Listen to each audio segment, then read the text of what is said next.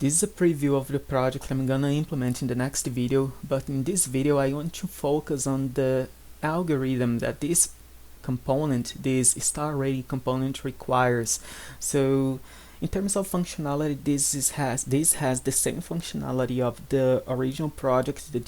One of the differences is that I'm not going to use a third-party library. I'm not going to use React icons, but instead I decided to implement this project using Unicode characters. Let me show you the characters I'm going to use. And this one, the white star, this is the Unicode for this character. If you don't have it in your computer, you can go to the internet and copy and paste, but I think you have it. And the black star, as you can see, they're called white and black star, but we can change the color of these characters. Why? Because they are treated like quotes text, right? So in terms of functionality, as you can see, this has the same functionality of the original project, and as the user hovers over the scale, the number of selected stars updates, and if the user hates, the rating is saved, right?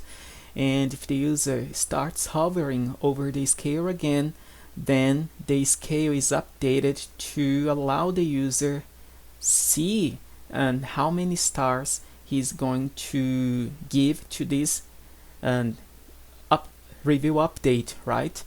And again, this is a reusable component, and the parent component define the number of stars that is going to be shown, and that's it. But now let's focus on the algorithm.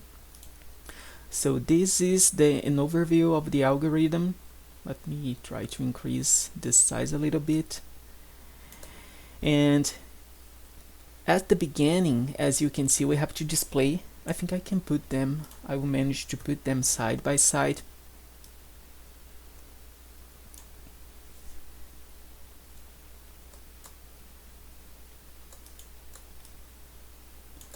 So at the beginning we display the initial scale, right? Indicating that the thing to be hated has not been rated or reviewed yet. And then we have to check if the mouse entered over the scale. Why? Because in React we do not have a hover event, but we have the mouse enter, on mouse enter, and on mouse leave events, and that's why we are checking, has the mouse entered the scale, right? And if not, we keep showing the initial scale, but when the mouse enter the scale, then we want to update the scale, right?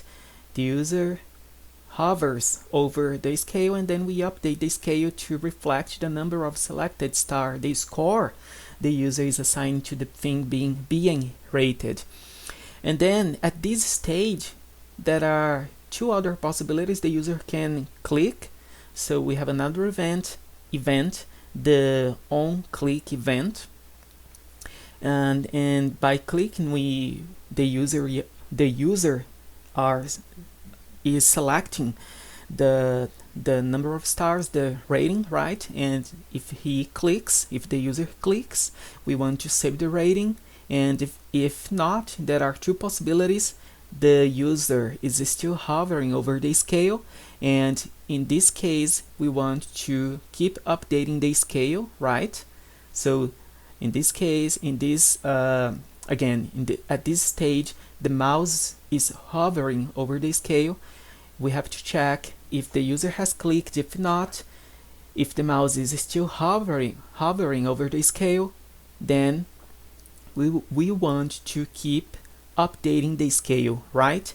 But if the mouse leaves the scale, then we want to display the initial scale, the scale that contains stars with no background color. It's not background, as you'll see in the next video, but in terms of the way it presented, I'm calling the background color, okay? And finally, let's consider the next step. So user hovers and then click, we save the rating, and then we have to check, has the mouse left the scale? If not, we keep updating the scale, because even though the user has already rated the thing to be rated, as the user hovers over the scale, we want to update the scale, because the user, in this way we can show them number of selected stars and allow the user to update the review. And so, has the mouse left? No. Then keep updating the scale. But if the mouse leaves the scale, then display the rating, right? User comes, hovers, click, and then the mouse leaves, we display the rating. Let's check what can happen at this point. So we are in here, right? We are at this stage where we are displaying the rating, and we have to check. And remember that at this stage where we are displaying the rating, the mouse has left. So we have to check, has the mouse entered? And if the answer is no, then we keep displaying the rating, the actual rating. And if the mouse enters, then we want to update the scale. As you can see, I'm repeating myself, right? But this is to keep things organized and easy to understand. It doesn't represent a problem. So again, we are displaying the rating, first rating. We check if the mouse has entered. If not, we keep displaying the rating. And if the mouse enters the scale after the user has rated, then we update the scale, right? And at this stage, we have to check, has the user clicked? If so, we want to update the rating. So let's do that. We update the rating, right? And if not, we have to check, has the mouse left? If no, we keep updating the scale. So user has already rated the application, the item to be rated, and then the mouse hovers over the scale again, and then we check, has the user clicked? Let's say no. Then keep updating the scale. If the mouse has not left, right? Hovering, user clicked?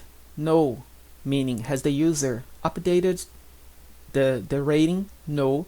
Has the mouse left? No. Keep updating the scale. And if the user has not clicked and the mouse has left, then we want to display the current rate, right? So the user has rated first time, removes the pointer enters the scale again, we update the scale. If the user changes the review, we update the rating, and the process continues indefinitely. So this is the algorithm for this component, and in the next video I'm going to show you how I implemented the same component, but not using a third-party library, but instead using Unicode characters.